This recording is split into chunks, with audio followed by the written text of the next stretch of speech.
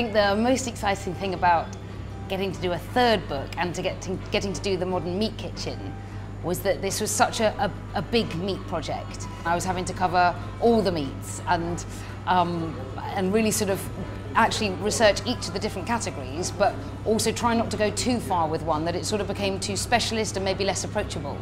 So I think what I found most daunting was that it was a sort of big grown-up meat book, but then at the same time I loved it, to go through that, to really actually look at meat.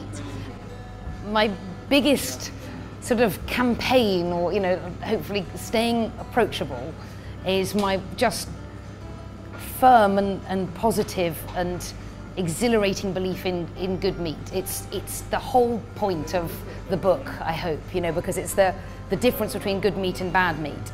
And I think what's happened a lot in meat is that we're being sold cheaper or more mass-produced meat, and we're being sold under the same label, meat. And what I'm trying to do in my tiny little corner of the meat industry is start to relabel that.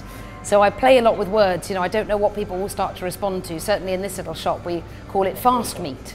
If it's been produced, if it's been farmed quickly and it's been pumped full of growth in many different ways, it's fast meat. Everything is fast. And it's not as good. It's not good for the animal, it's not good for the taste and the flavour, and it's not as good used in recipes.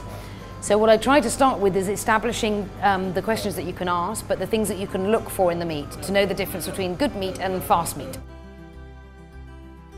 I think my favourite recipes when I've taken a traditional recipe. So meat recipes and meat cookbooks are really traditional. It's been thousands of years that we've been domesticating livestock, so it's been that long since we've been cooking with meat. We don't eat raw meat. So I wanted to take a lot of the very traditional recipes and then have a bit of a modern spin on them, because there's just so many recipes that have just dropped off our radar, or we've fallen out of the habit.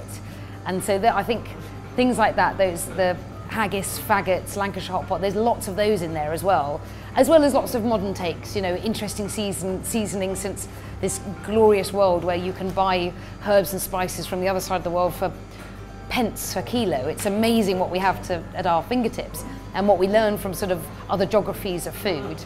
But I think the ones I'm most proud of is taking the sort of traditional ones and then having a bit of a play and going, okay, well, how does it fit today? And could we bring that back?